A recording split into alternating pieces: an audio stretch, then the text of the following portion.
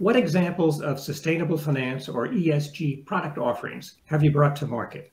CIB saw the business case of sustainability as early as 2015, and ever since there has been a couple of product issuance for solar loans and for energy efficiency and for pollution abatement. But our landmark product was the green bond that was issued in 2020, alongside the successful sovereign green bond issuance of Egypt for $750 million that was 5 times oversubscribed. CIB actually introduced the green bond in the Egyptian market, and for $100 million in coordination with IFC. It was a successful issuance.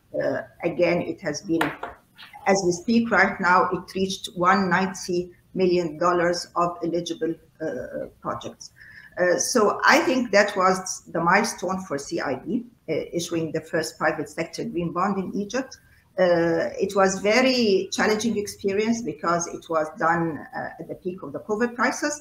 But at that point, CIB realized that there is need to innovate. And whenever there is a crisis, there is need to revise your practices, your products, and the green bond was a real success.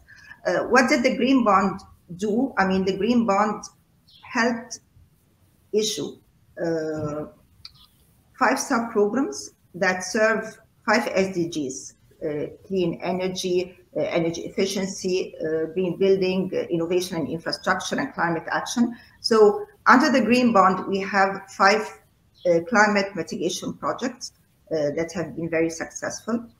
And at the same time, it's very much in tune and in sync with Egypt's sustainable development strategy. So in a way, the bank is not only Egypt's leading or largest private sector bank. It's no more.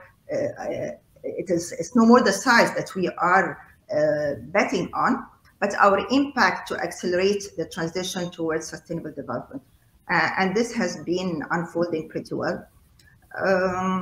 What else? I mean, the experience of the green bond with CIB, I would say, created a very robust infrastructure inside the bank to proceed and to go further.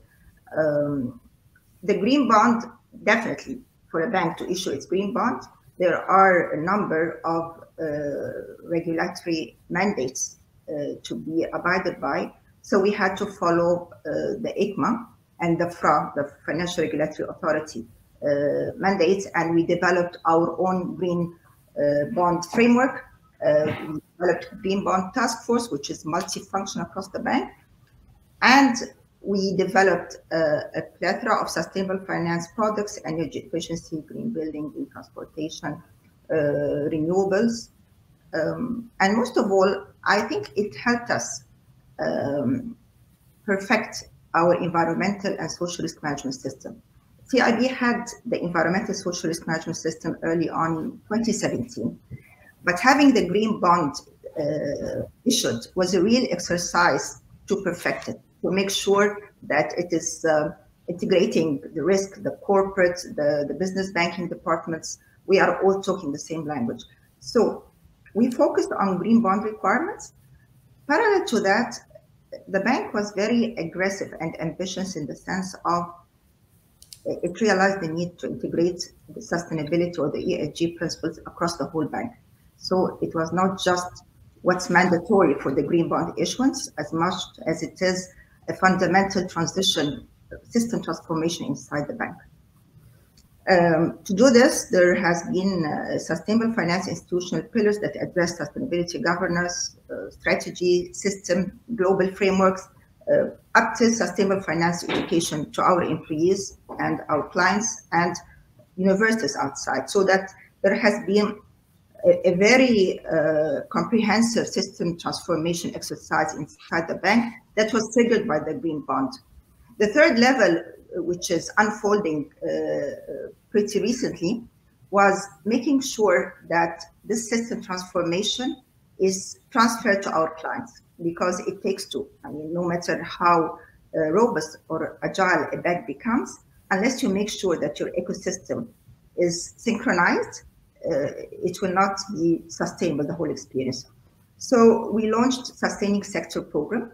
It's a sector-focused multi-stakeholder platform that makes sure our clients have the right products. They understand the business case of sustainability.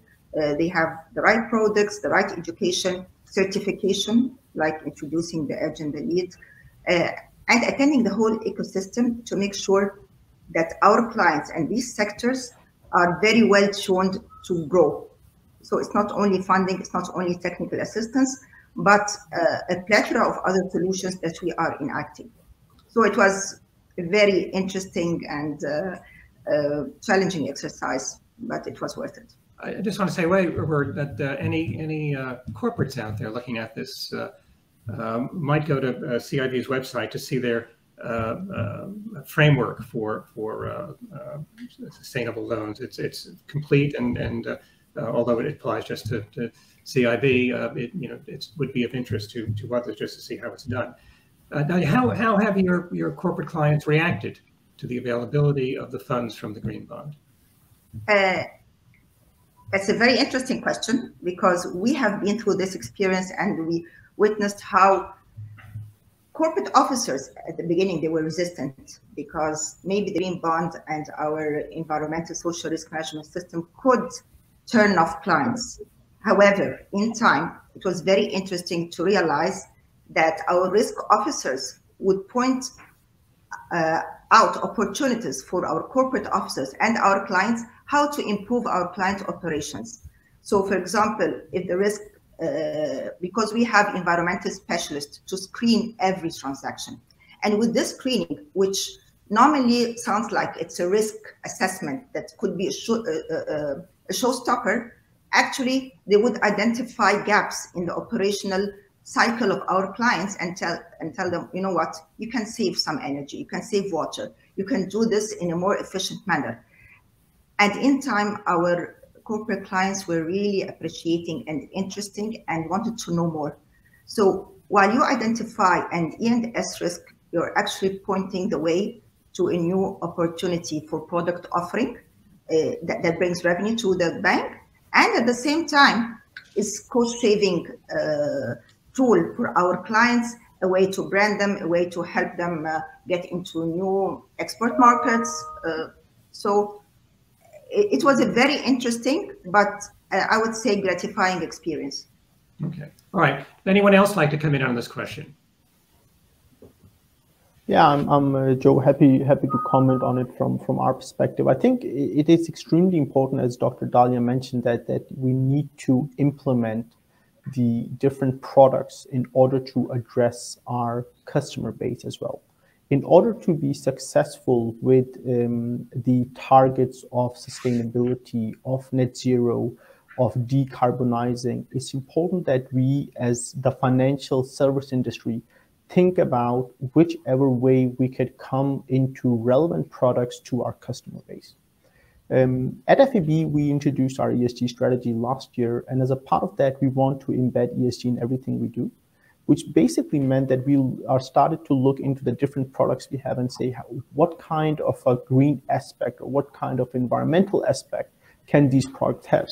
So as an example, what we did last year was that we have introduced green car loans. So if you're looking for an electric vehicle, you can get a green car loan specifically for that.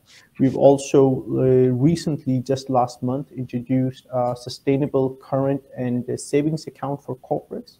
So if you're going to have an account and if you want to support the sustainable projects, this is the account you can have, where we as an organization go and say, you know, whatever amount you're going to put into these current or savings accounts will be allocated only to sustainable projects. Last year also, we looked in and introduced one of the very early green repos in this, which is a repurchasing agreements between banks.